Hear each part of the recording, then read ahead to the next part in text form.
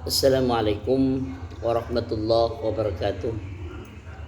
Anak-anakku kelas 4 yang Pak Guru sayangi, yang tentunya saat ini kalian masih bersama keluarga di rumah. Mudah-mudahan oleh Allah diberikan kesehatan, amin ya rabbal alamin. Dan mari kita mulai pembelajaran sejarah kebudayaan Islam kali ini kelas 4, yaitu untuk melanjutkan materi minggu yang lalu, yaitu tentang hijrah Nabi Muhammad sallallahu alaihi wasallam ke Yasrib atau ke Madinah. Dan untuk lebih barokahnya, mari kita mulai pembelajaran pada kali ini dengan ucapan Bismillahirrahmanirrahim.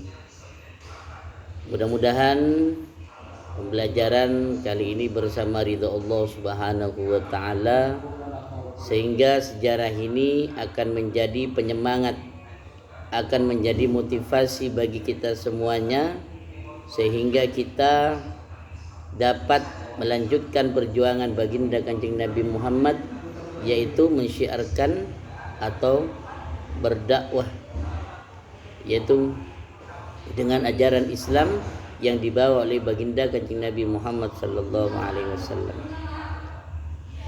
Nah, anak-anakku, adapun pembelajaran pada hari ini, yaitu Pak Guru berharap kalian dapat mengetahui, tentunya dapat menjelaskan beberapa keberadaan Madinah atau Yasrib kala itu. Kalau minggu yang lalu kalian sudah memahami tentang letak geografis kota Yasrib atau Madinah sebelum masuk Islam. Kemudian pembelajaran kali ini kita akan membahas tentang keberadaan atau para penduduk, siapa saja yang mendiami kota Madinah tersebut atau Yasrib tersebut. Oleh karena itu Pak Guru berharap kalian dapat memahami beberapa penduduk yang mendiami atau yang menguasai atau yang menduduki, yaitu kota Yasrib. Nah, anak-anakku yang Pak Guru banggakan, kota Yasrib ini banyak pendatangnya. Yang pertama didatangi oleh bangsa Yahudi. Bangsa Yahudi datang ke Yasrib yang pertama kali. Jadi bangsa Yahudi ini memiliki kekuatan besar di Yasrib, bahkan menguasai perekonomian kota Yasrib, sehingga mereka terbagi menjadi 3 suku atau kabilah besar. Yang pertama yaitu Bani Qainuqa, Bani Nadir, Bani Quraizah. Akan tetapi 3 kabilah ini saling bermusuhan, sehingga dari Bani Qainuqa ini diusir oleh Bani Nadir dan Bani Quraizah, yang awalnya berada di dataran tinggi di pinggiran kota Yasrib. Kan tetapi karena mereka bertiga bermusuhan, sehingga Bani Qainuqa ini diusir, dan Bani Qainuqa ini berada di kota atau berada di dataran rendah, ya, di dataran rendah. Dan perlu diketahui anak-anakku yang Pak Guru sayangi, mereka juga orang Yahudi memiliki agama, dan mereka juga melaksanakan ajaran agamanya, dan bahkan mereka mempunyai tempat ibadah, ya, tempat untuk beribadah dan juga tempat untuk menyebarkan agama yang dinamakan dengan madaris. Akan tetapi mereka itu semakin merosot moralnya, karena mereka itu banyak yang tidak lagi berpegang teguh terhadap agama samawi mereka. Mereka lebih mengutamakan kepentingan dunia, sehingga yang terkenal pada masa itu yang dikuasai oleh orang Yahudi di Yasrib tersebut, mereka terkenal dengan orang tukang sihir, atau juga mereka ahli dalam membuat racun dalam makanan. Dan ini menjadi kebanggaan bagi mereka, Jadi kalau mereka memiliki ilmu sihir yang luar biasa, ini kebanggaan bagi mereka, dan bahkan mereka pun pandai juga meracik racun di dalam makanan. Nah, inilah yang menguasai Yasrib. Jadi Yasrib itu dari pendatang bangsa Yahudi yang terbagi menjadi 3 suku atau kabilah tadi. Kemudian yang kedua yaitu kabilah Khazraj dan Aus. Kabilah Khazraj dan Aus ini juga merupakan pendatang, yaitu dari Yaman. Ya, kabilah-kabilah Uzdiyah dari Yaman. Mereka datang ke Yasrib setelah Yahudi datang kepada Yasrib. Jadi Aus dan Khazraj ini lebih dahulu Yahudi datang hijrah ke Yasrib. Karena mereka itu asli dari Yaman. Kenapa mereka dari Yaman kok pindah hijrah ke Yasrib? Karena pada waktu itu ada 2 yang menyebabkan mereka pindah ke Yasrib. Yang pertama karena kondisi Yaman tidak menentu. Kondisi Yaman pada waktu itu kacau balau karena mereka melaksanakan peperangan. Akibat dari peperangan antara Habasyi ya dengan Yaman itulah sehingga kabilah Aus dan Khazraj hijrah ke Yasrib. Dan yang kedua yaitu karena bendungan Ma'arib. Ya, bendungan Ma'arib yang hancur sehingga ini yang menyebabkan Aus dan Khazraj hijrah ke Yasrib. Ya, yang asalnya dari Yaman hijrah ke Yasrib karena bendungan yang hancur, bendungannya yang rusak. Kemudian kabilah-kabilah Aus dan Khazraj ini terbagi menjadi 2. Yang pertama, Aus ini berada di bagian timur, ada di bagian dataran tinggi. Mereka kumpul dengan Bani Nadir dan juga berkumpul dengan Bani Quraisyah. Mereka berada di posisi tanah yang subur, berada di dataran tinggi. Sedangkan dari Bani Khazraj itu kumpul dengan Bani Qainuqah yang berada di kota, ya, di pertengahan kota atau berada di dataran rendah. Dan tentunya mereka berada di daerah yang tidak terlalu subur, karena yang subur di daerah Yasrib itu berada di dataran tinggi.